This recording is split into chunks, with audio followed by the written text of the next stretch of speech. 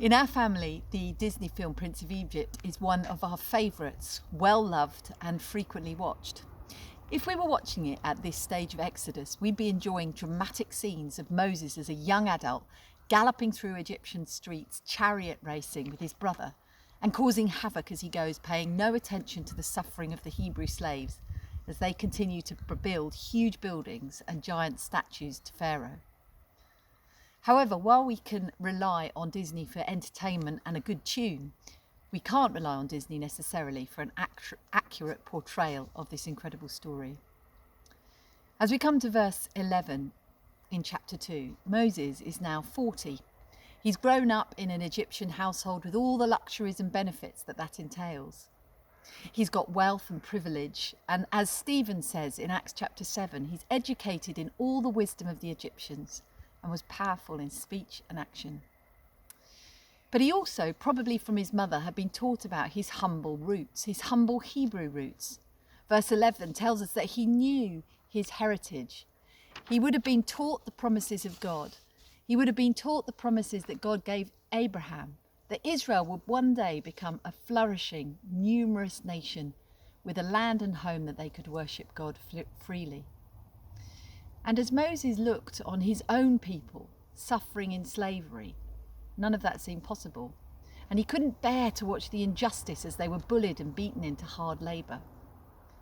His anger and his emotion led him to a crime of passion with massive consequences. He murders an Egyptian for beating a Hebrew, and then he buries him in the sand. We might think that Moses' desire to see justice done was understandable, but murdering an Egyptian was not. Moses had been brought up with violence all around him, and he responds to injustice with an aggression of his own. He behaves just like one of the slave masters, and he appoints himself as judge, jury, and executioner. Stephen suggests in Acts chapter 7 that Moses thought his people would recognise him as their leader as a consequence of his actions, but instead he loses their respect. And when the next day he challenges two Hebrews who are fighting, they turn on him, asking him what right he has to confront them when he's committed murder himself. You see, murder was not and never would be God's way of bringing justice.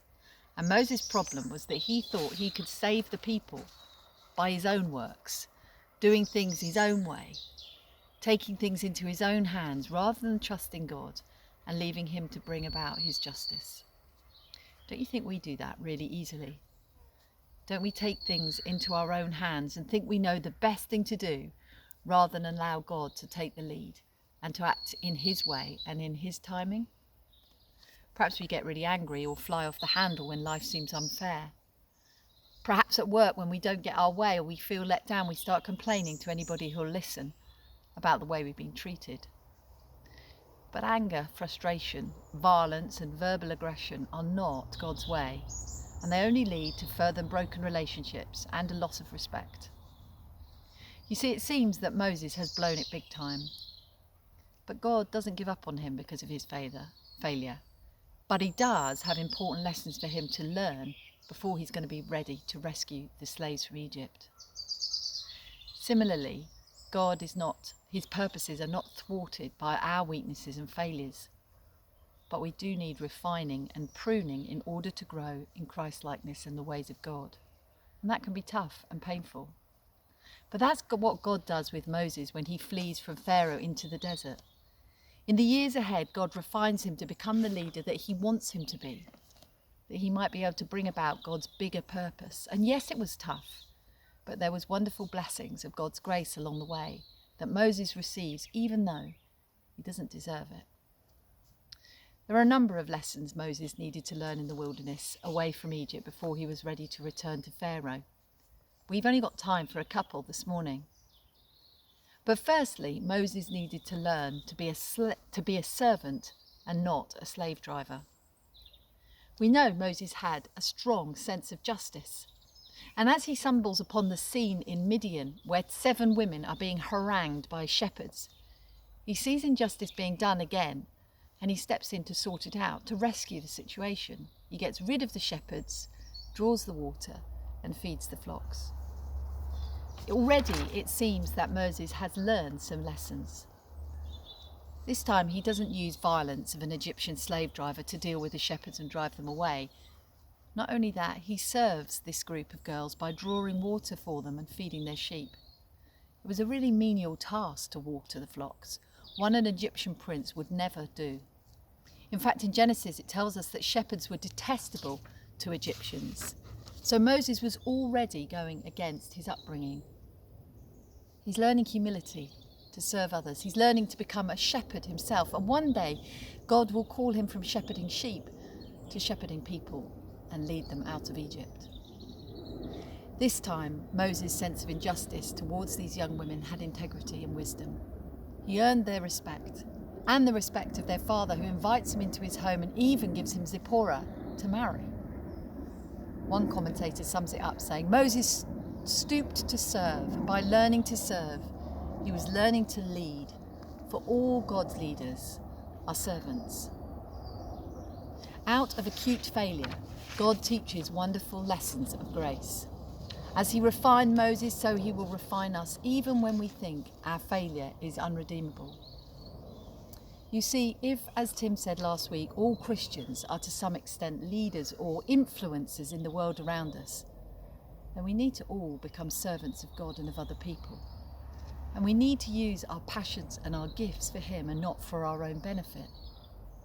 I wonder how you might be able to do that this day or this week.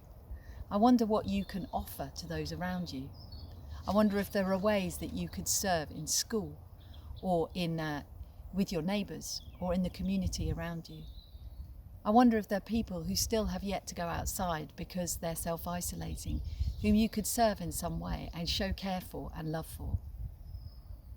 You see, no one is beyond the use of God. No one has gone so far from him that God cannot bring them back and use them for his glory and his purposes.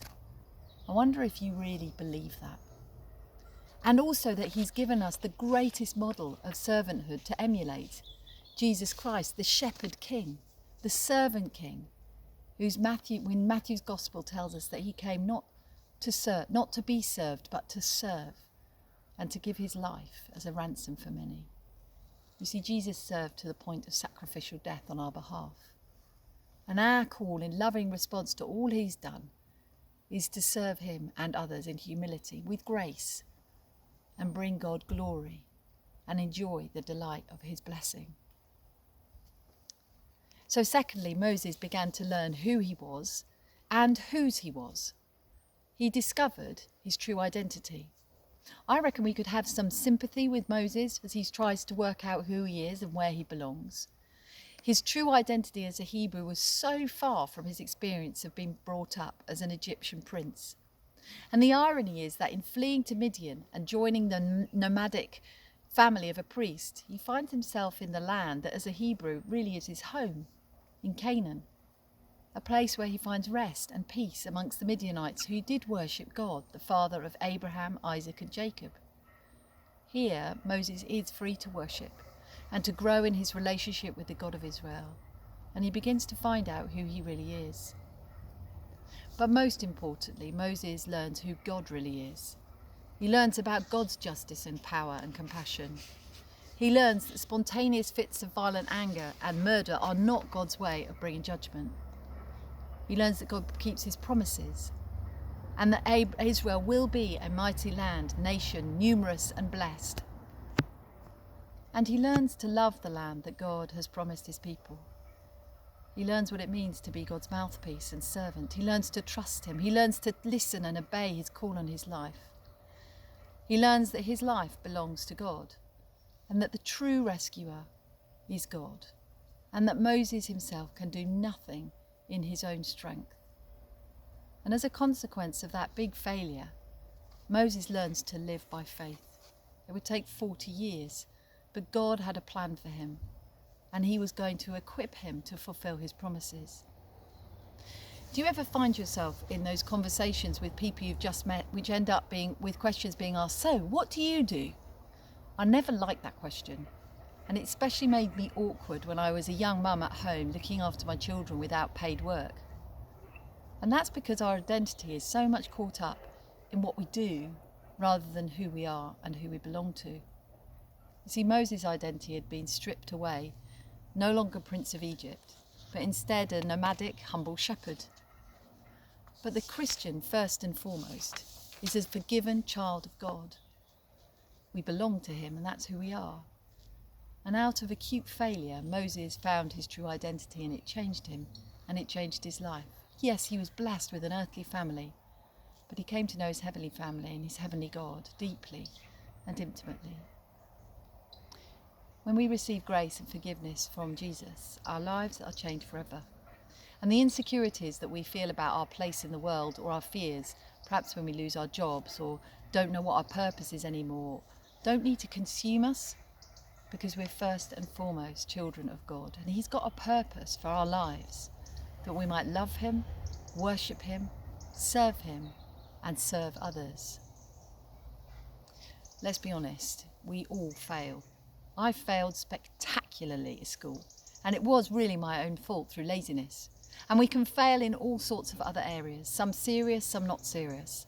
In our work, in our relationships, in academic study, in our attempt to make a good cake, in our driving tests or our music exams, in all sorts of ways. But failure in the hands of a loving and sovereign God can be used for his glory and purposes, because no one is a write-off. As one writer said, it's only after we fail that we become aware that it is God and not ourselves who's at work. He will never stop being at work in us, transforming us to become more like his Son. It's his work, it's not ours. Ephesians chapter 2 verse 10 says that we're God's handiwork, created in Christ Jesus to do good works which God prepared in advance for us to do. You see, you are the work of God's hands, and he doesn't make mistakes. He's got plans for you. He has good works for you to do. And through our failures and our successes, he's preparing us for them, just as he did with Moses, to serve him. The Exodus story is God's story. It's not Moses, and it's not ours, it's his. His plan is to save his suffering people, and his plan is to save all people. Yes, Moses was a great rescuer, but Christ himself is the greatest rescuer. And God's deep heartbreaking concern for Israel that led him to send Moses is a deep, heartbreaking concern for the whole world. So much that he sent his Son on the greatest rescue mission ever, for you and for me. And in all my brokenness and failures, I am so deeply, deeply grateful that he did.